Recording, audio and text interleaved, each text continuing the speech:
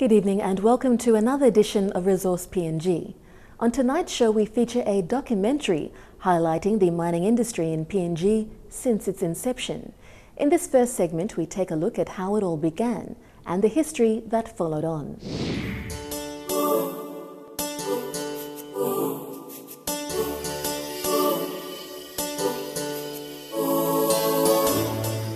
Papua New Guinea is strategically located in the Pacific Rim of Fire, a geological feature that contributes to a high level of volcanic and earthquake activity. Experts say a continental feature, known as the Indo-Australian Plate, to the south and southwest of Papua New Guinea, is moving north-northeast. At the same time, the Pacific Plate is moving northwest, creating an oblique collision zone. The collision of these plates has generated uplift and deformation, with experts calculating collision rates at around 11 centimeters a year. According to the Geology and Mineral Potential of Papua New Guinea, edited by Anthony Williamson and Graham Hancock, this is one of the fastest tectonic plate movements on Earth and equates to a collision rate of 100 kilometers in a million years. Along with this continental scale phenomenon, seafloor spreading is taking place between Manus Island and New Ireland. Continental drift, the collision of tectonic plates, and seafloor spreading are contributory factors to a region of intensive earthquake activity, also known as seismicity. Papua New Guinea, as a result, is in a zone that geological experts describe as having the most intense earthquake activity anywhere in the world. These geological settings are also favorable for the generation and deposition of significant mineral deposits and for oil and gas deposits in areas with thick sedimentary structures that contain organic matter from millions to hundreds of millions of years ago. Because of this geological history, the entire length and breadth of PNG is prospective for deposition of various minerals and is of great interest to mineral exploration companies. Minerals that are presently being sought include gold, copper, nickel, cobalt, zinc, molybdenum, iron sands, and coal. Exploration began in earnest in the 1870s with a flurry of activity following sightings especially of gold. Captain Moresby of HMS Basilisk reported finding traces of gold near Port Moresby in February 1873. Aviation pioneer Lawrence Hargreave found what is described as a speck of gold and a copper specimen in the Fly River in 1876. The following year, a small gold rush occurred along the Laloki River near Port Moresby, but little gold was found and many miners died of malaria. The first declared gold fields in PNG were at Sudest in 1888.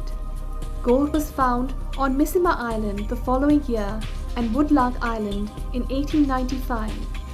Some 200,000 ounces of gold were recovered in those early years.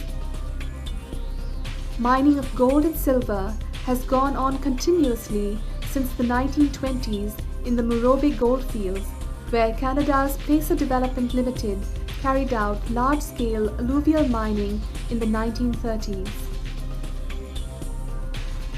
Mining commenced in 1932, and by 1939, Placer's subsidiary, Bololo Gold Dredging Limited, operated up to 8 dredges to recover alluvial gold below Kuranga Creek in the Watut River. World air freight records were set when the company flew its dredges from Lae to Bololo for assembly at the alluvial mine location. These operations were shut during World War II when one of the dredges was sunk by Japanese bombers. Opening again after the war, the mine is estimated to have produced some 2 million ounces of gold by the time it was shut in 1966. More of this documentary after the break.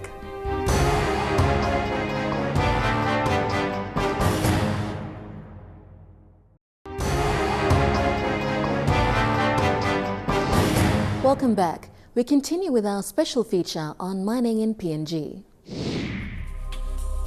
By the time Placer alluvial operation was shut down, serious mineral exploration activity was underway in several key areas, including Panguna in Bougainville, Oktedi in Western Province, and Pogra in Enga Province. Oktedi, PNG's oldest operating mine, involved the mining of Mount Fubulan in the Star Mountains near Indonesia's West Papua border. Exploration at Oktedi only commenced in June 1968. Oktedi and Pogra deposits are located within PNG's fold belt, which extends into Indonesia's West Papua province, where the world's largest Grasper copper-gold mine is located. The area has been a major focus of exploration throughout the past half-century and continues to be of great interest to exploration companies. Other major prospects that continue to be investigated in this region include the big 2 billion ton Feeder River copper-gold deposit in Sundown, where development has eluded major mining conglomerates for many decades. Advanced exploration is also underway at Mount Kare, scene of a major gold rush in the late 1980s, and at Crater Mountain. Geologists from the US multinational Kennecott Copper first found intrinsic traces of mineralization at the confluence of the Oktedi and the Okmenga rivers. They camped in the area and walked the rugged terrain for weeks to make these discoveries and to painstakingly map the rock types and geological formations they came across. Drilling activity over the next 3 years. Subsurface drill holes totaling 32,800 meters, or the equivalent of more than 32 kilometers, were drilled into Mount Fubulan to uncover a substantial copper and gold ore body. In spite of their hard work and intensive efforts in making this discovery, proving up the deposit, and in building quality relationships with people making their first contact with the outside world, Kennecott chose to withdraw from the project in 1978. This was 10 years after the Mount Fubulan deposit was first discovered. This was a time of resource nationalism, particularly in South America, where Chile's President Allende had expropriated US-owned mining operations. In the face of sensitivities at the time, Kennecott Copper decided to abandon 10 years of intense work in one of the remotest parts of PNG over policy differences with the PNG government. Professor Richard Jackson, formerly of the University of Papua New Guinea, says in his book, "There was an expectation by Kennecott that other mining companies would not take on from where they had left." After Kennecott left, the government assumed ownership and appointed Bear Dolbear as project managers. By this time, mineable copper and gold reserves were assessed at 250 million tons. When it recognized the likely cost and complexity of the project, the PNG government invited BHP to take over. BHP carried out a 2-year feasibility study, and construction of the mine began in 1981. It produced gold in 1984, with copper-gold production commencing in 1987. It was built at a cost of US dollars 1.34 billion, a massive undertaking in dollars of the day. Creating a mine in the cloudlands of Mount Fubulan had taken exactly a century after aviation pioneer Lawrence Hargreave had discovered a copper specimen on the Fly River. To turn it into reality as one of the world's great copper mines took nearly 2 decades of exploration and feasibility studies. After many difficult years of operation caused by operational and technical challenges, the boom in commodity prices over much of the past decade has made Oktedi the largest single contributor to government taxes. Direct corporate tax payments peaked in 2007 at 1.04 billion kina, or at 1.28 billion kina if other duties, levies and taxes are included. In 2012, the respective figures were Kina 228.6 million in company tax and Kina 445 million in overall taxes and duties paid to the national government. Mine village landowners received 22 million Kina in 2012 to take their total payments since 1997 to 270 million Kina. This is in addition to a large dividend stream that reflects PNG's 100% ownership of Oktedi. Total dividends in 2012 to the 63.4% equity owner PNG Sustainable Development Programme Limited amounted to 458 million Kina, with an additional 265 million Kina going to the PNG and Western Province governments. Resource PNG continues when we return.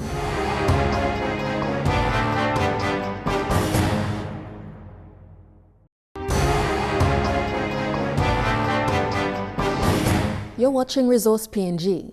In the previous segments, we've had a look at the history of mining in PNG and how mineral deposits from PNG's oldest operating mine, Oktedi, were discovered.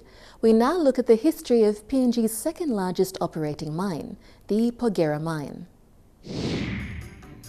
Further to the east, in a similar geological context to Oktedi, within the PNG Fold Belt, exploration had been underway at Porgera since late 1940s.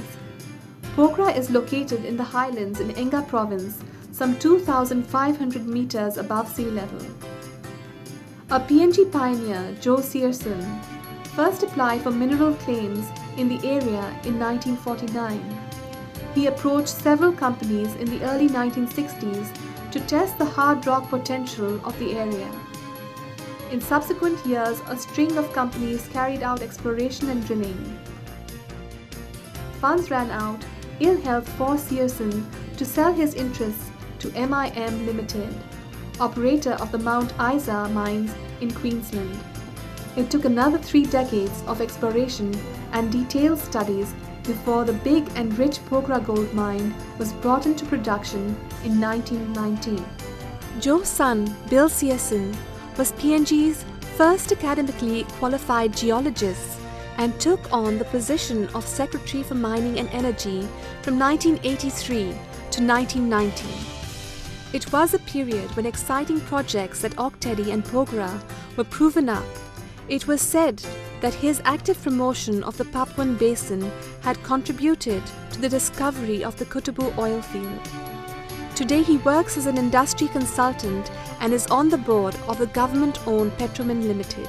Both Oktedi and Porgera are now mature and long-running mining operations. In 2002, BHP decided to withdraw from Oktedi because of environmental damage the mine was causing to the Fly River system. After the government decided it wanted operations to continue rather than shut down the mine. Papua New Guinea had been the first country outside of Australia that BHP had ventured into in its journey to become the world's biggest mining conglomerate, known these days as BHP Billiton. At the time of its withdrawal, it negotiated a deal with the former Makerere government to transfer its 52% equity to PNG Sustainable Development Programme Limited, a company registered in Singapore with a mandate to carry out development projects in PNG, particularly in the Western Province. The BHP equity was passed on to PNG SDP at no cost. An additional 30% equity was held by the national government, with 18% held by Canada's Inmet Corporation. This equity was purchased for $335 million in 2011 and distributed to PNG SDP and the PNG government, making Oktedi a 100% PNG-owned entity. Since early in the last decade, environmental damage caused by mine tailings entering the Oktedi and Fly River systems created expectations the mine would have been shut down by 2013.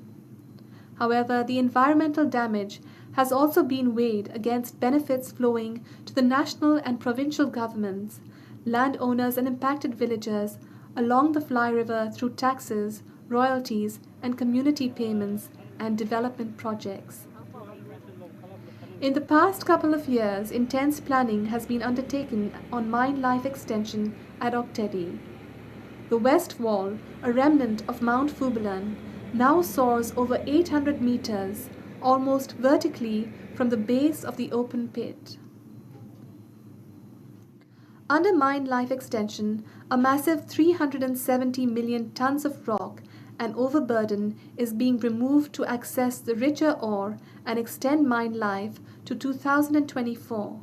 This huge exercise is reflected in an estimated cost of 850 million US dollars, or more than 2 billion kina. Well, mining's a very, very expensive business. Now, these big new haul trucks, the Caterpillar 793s, they're over $5 million a piece, you know, and we'll probably go up to about 50 of those. This big heavy mining equipment that we use, you know, the shovels, it's a very expensive operation. And so it's, but it's not only that also, it's the, you know, it's the fuel costs, and here we bring all our diesel in here, and we use about 120 million litres of diesel a year. We have to bring that in up the Fly River, 800 river kilometres. Then we have to bring it up the road from Kyunga up to here, 150 kilometres. It's a very, very expensive exercise. With mine life extension, copper and gold production levels will reduce by around 40%. This made it necessary for widespread and intensive community consultations to ensure local people wanted mine life extension to proceed, even though the level of benefits flowing from the mine would also be considerably reduced due to lower production and reduced revenues. Community affairs personnel, assisted by overseas experts, conducted discussions and negotiations with some 110,000 people living in 156 villages along the Fly River. Late in 2012, they almost unanimously endorsed plans for mine life extension. Environmental managers like Charles Pondo head up the Bigay operation. He is confident the dredging will help reverse some of the environmental impacts. By continuing to dredge 10 million cubic meters or 17 million tons of tailings annually out of the river, this operation will recover significantly more tailings than the quantities produced by mine life extension. Many locals are employed at Bigay and well respected for their familiarity with local species of trees and vegetation. They manage a nursery and carry out revegetation of mine waste. There's been a marked reduction in the amount of dieback further on downstream here of Bigay. And that's also evident around the Bigay area as well. Previous locations along the shoreline that may have shown an aspect of inundation has shown some regrowth, and plant life has come back as well.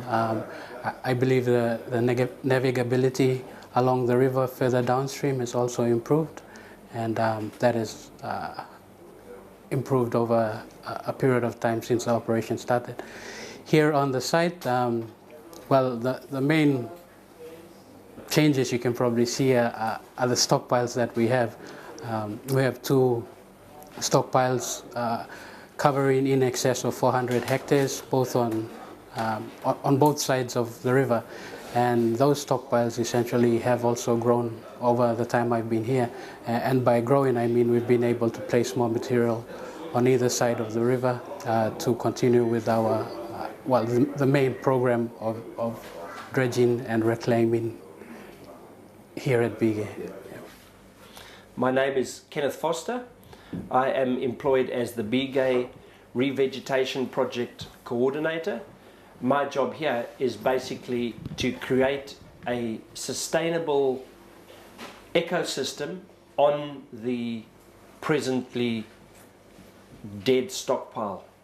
I have to turn them back into a natural forest which is usable for the local inhabitants again.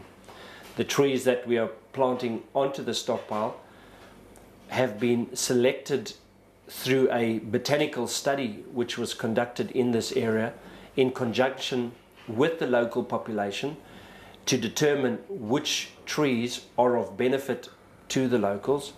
To aid us with this, we published a book, which is this is the booklet that we've published, an introduction to the plants used by the Awen in Bigay, Kuape, Miamre and Sanamarai in the Western Province. The challenge of succeeding with this project is immense. We don't know of anywhere else where this is being conducted. Other mine sites use soil to actually do their revegetation on, but in our situation where we're working with a dredged sand, this is unique, and we have to make this successful. The whole re-veg project depends on us learning how to grow crops in these conditions. Pogra has been through a similar process. Barrick Gold took over the mine from Placer New Guinea in 2006. Barrick committed itself to extending the life of the mine. As part of its due diligence, Barrick made comprehensive reviews of mine waste and tailings management systems and reconfirmed for itself the construction of a conventional tailings dam is not a viable option. In 2010, it developed a twin decline to improve access and increase gold production. This was accompanied by other associated infrastructure developments. The mine profile has changed significantly over the 20 years of operation. This originally started as a high-grade, low tonnage mine, so therefore the number of personnel required was less, and over time, as the grade has reduced and the amount of material we need to move and process has increased, our demand on people has increased, and we've increased our manning. Also, once again, some of our challenges in the law and order area has meant that there's been a significant increase in the number of people in community affairs and also in security. When Pogra began gold production in the early 1990s, it was one of the most exciting projects worldwide. For 4 successive years, the mine produced in excess of 1 million ounces of gold. In recent years, production has been at around 500,000 ounces. While the mine workforce has almost doubled, the percentage of national employees has risen from 75% to 94%.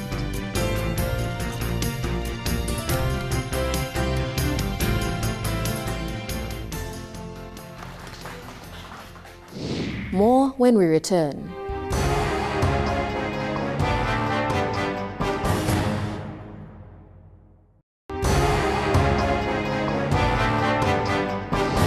Thanks for staying with us. In this segment, we take a look at PNG's smaller and newest gold mines, as well as PNG's first nickel and cobalt mine, the Ramu Nickel Mine.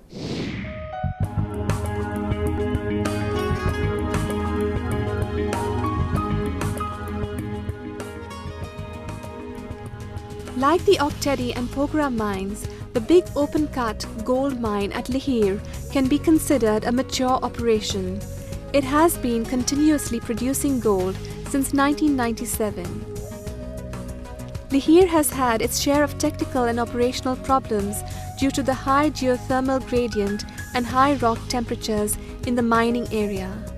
The refractory nature of the gold ore also makes optimum gold recovery levels a costly and complex process, requiring sophisticated plant and equipment such as specifically designed autoclaves. The recent 1 million-ounce expansion saw the addition of the world's largest autoclave. In January 2013, we've delivered the Lihir expansion project, and one of the most important pieces of the equipment that we commissioned was the world's biggest autoclave. And right behind you, you can see autoclave number 4. Comparing to one of our other 3 autoclaves, it's almost double in size. Autoclave 4 has got an outside diameter of about 5.6 meters, and it's about 47.7 meters long from end to end, making it the world's largest autoclave. At the end of 2012, Newcrest Gold, which took over full ownership of Lihir in 2011, completed its million-ounce mine expansion project at a cost of more than 2.5 billion kina. Production this year is expected to amount to over 600,000 ounces, but Newcrest anticipates it will be at the million-ounce level in 2015, placing it among the world's biggest gold mines. Lihir has vast resources and could have a mine life of an additional 30 years or more. I came here during exploration and only it was a small camp, a lot of jungle, no roads, nothing at all. So over the years as the mine developed from exploration to construction to operations, a lot have changed. New roads were being built. We've got a brand new airport, got a new modern medical center, I think which is the best in the South Pacific, I can say that. We've also got improved education facilities for children, 8 post facilities. So in short, I think without the mine, we wouldn't have seen a lot of the developments that are currently taking place.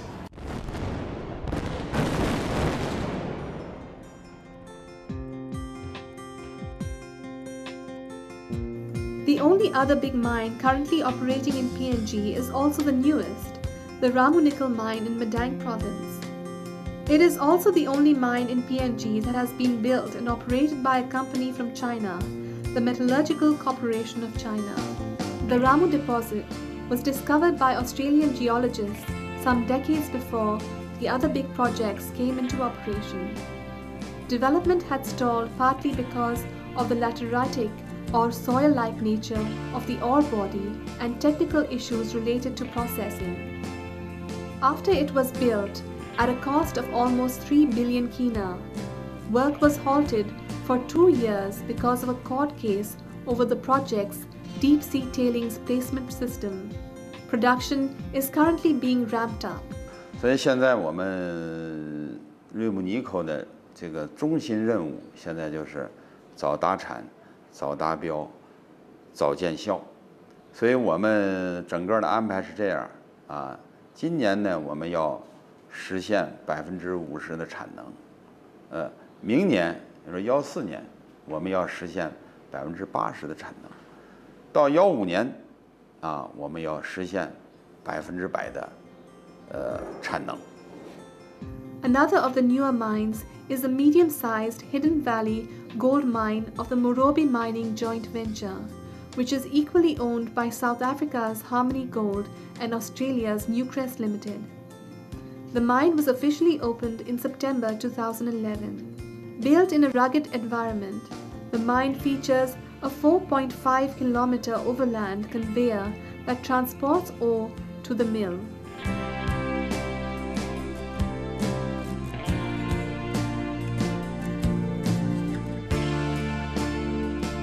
The conveyor is among the longest of its kind in the world. As a technically challenging project, Hidden Valley has yet to reach its design capacity of 250,000 ounces of gold and 4 million ounces of silver annually. It has been adversely impacted by the unexpected drop in gold prices over the past year. Many of its 2,000 employees have entered the formal workforce for the first time, especially those from communities living in the vicinity of the Hamata pit and the mill at Hidden Valley. PNG also has 3 small gold mine operations, the oldest of which, the Tolokoma mine in the central province, has been in production since 1995. It is presently fully owned by the government's Petromin PNG Holdings Limited. Mine output in 2012 fell to a low of 21,600 ounces of gold from the 2011 production figure of 33,000 ounces compared with the output of around 80,000 ounces a year in its early years. 2 other gold mines commenced operation in the post-2005 era of higher world commodity prices and favorable PNG government policies. Since its startup in February 2008, the Simberry gold mine in New Ireland has been expanding its output. Production last year totaled 57,000 ounces. Its current owner, the Perth-headquartered St. Barbara Gold, is studying the prospect of eventually raising gold production to around 200,000 ounces annually by accessing higher grade but deeper gold-bearing sulfide ores. The Sinavit gold mine in East New Britain is a much smaller and the only one in the country that uses acid heap bleaching to produce gold. Production last year amounted to just over 2,000 ounces. Resource PNG continues with this documentary after the break.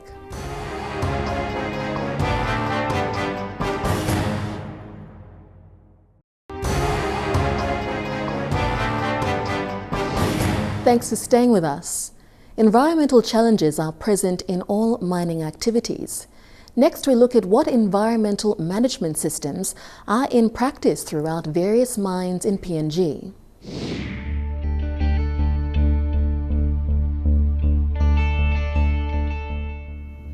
By the very nature of the business, mining is not only highly capital intensive, it also has significant environmental impacts that need to be closely monitored and managed on a day-to-day basis and around the clock. To access valuable minerals, huge quantities of rock have to be excavated and processed. Of the many millions of tons extracted, usually less than 1% constitute the gold and copper content. Most of the mined material ends up as waste after the rock is crushed and the minerals extracted by various processes. In most countries, mine waste from the mill is stored in tailings dams. This has not been possible in parts of PNG because of the geology, steep and unstable terrain, high rainfall, and high levels of earthquake activity that has the potential to cause major structural damage to such structures. An earthquake in 1984 badly damaged a tailings dam as it was being built at Oktedi, causing it to be abandoned. The government subsequently allowed mine tailings to be dumped into the Oktedi and Fly River systems.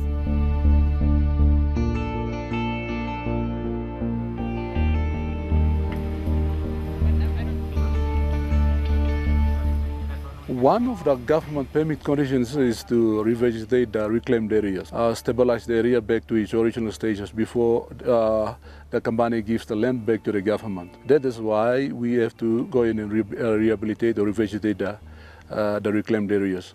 So the local supplies the trees, tree seedlings, and they are native species. While Oktedi continues to dump mine tailings into the Fly River system, other operations at Lihir, Ramonikal, and Simberi have disposal systems that pipe treated tailings into water depths of up to 1.5 kilometers below sea level. These systems are called deep sea tailings placement. The waste material settles on the deep ocean floor along with natural sediments washed by the rivers. Highly qualified and trained university graduates, especially from University of Papua New Guinea and Unitec, work at the major mines in key environmental roles to monitor waste streams and their impacts on land, air and sea.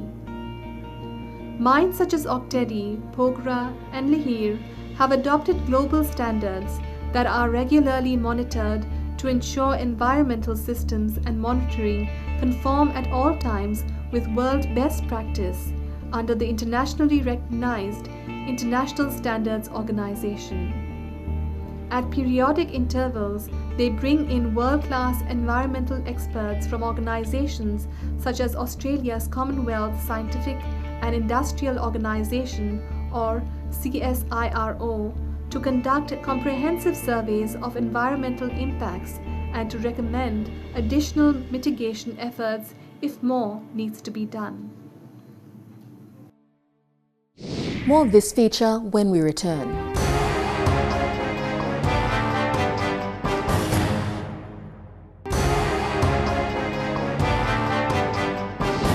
You're watching Resource PNG. The mining sector has contributed immensely to PNG's growing economy. In this segment, we take a look at the economic and business impacts the sector has had in the country.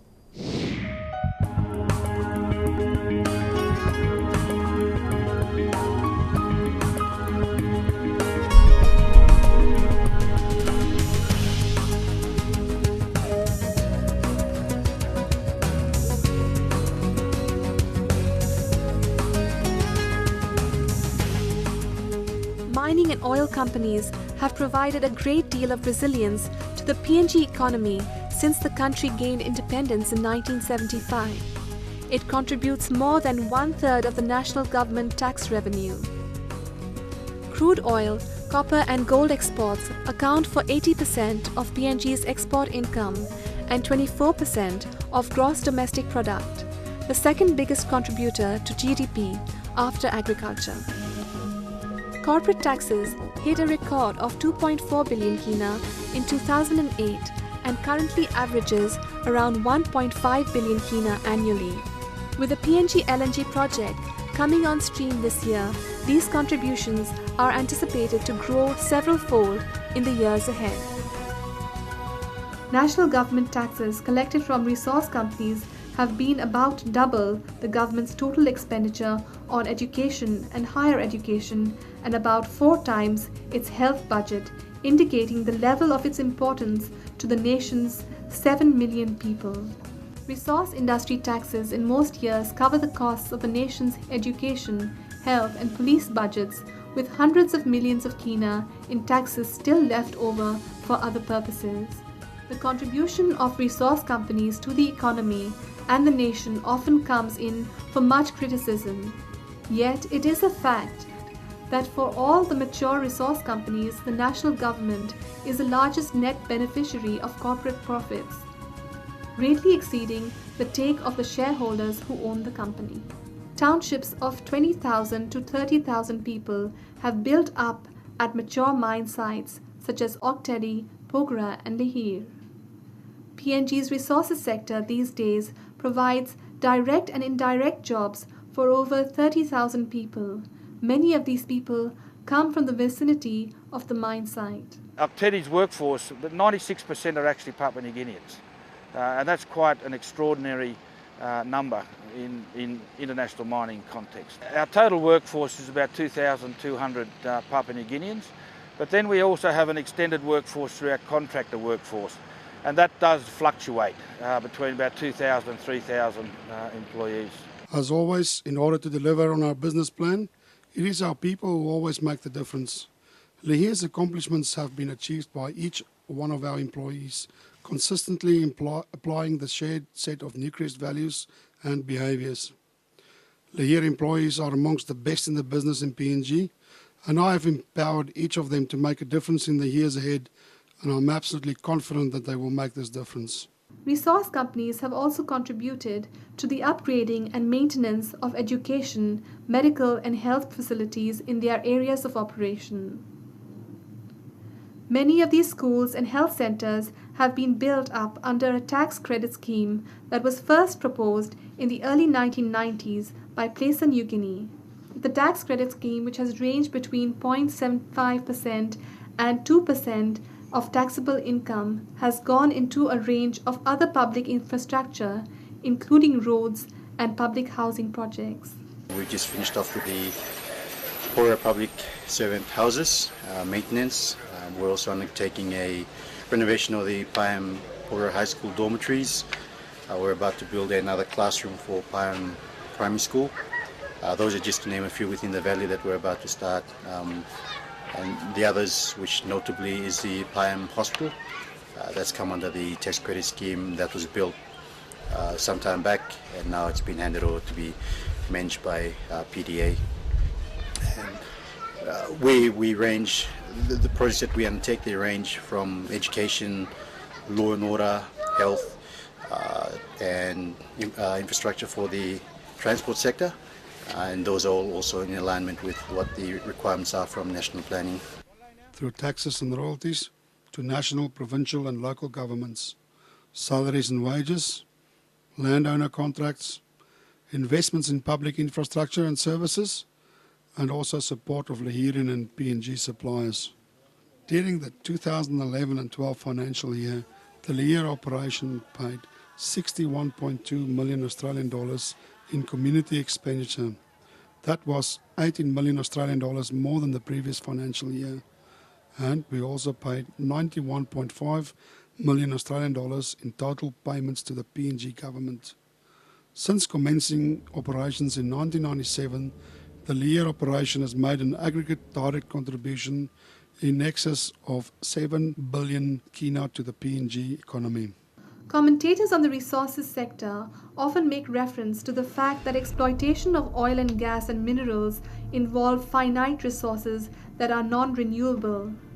There is an underlying fear that when mining is over, there could be little or nothing left to show. All resource projects will eventually face mine closure when the resource is fully exploited or further recovery becomes economically unviable. Projects such as Oktedi and Lihir may have lives of 30 years or more, while others like Misima and Hidden Valley may only last a decade or more. While these projects exist, they bring great dynamism to the economy and create an employment base for thousands of people with a large variety of trades and professional skills, including scientists. It is certainly true to say the end of the mining era is not in sight.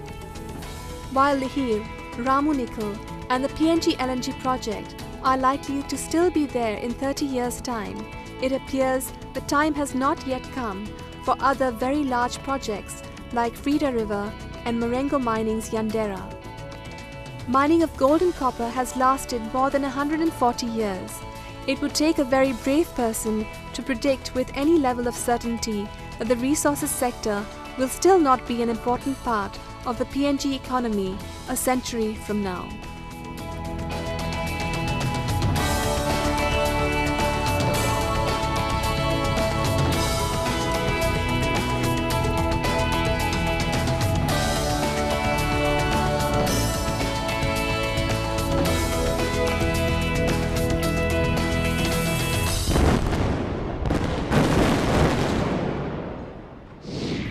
That ends another edition of Resource PNG. We hope you enjoyed this documentary, proudly brought to you by the PNG Chamber of Mines and Petroleum. If you have any comments or queries, do email us on this address, resourcepng@mtv.com.pg, or to find out more, check MTV online. That's www.mtv.com.pg, and go to our Resource PNG page. Or you can check our page on Facebook. Thanks for your company. Bye for now.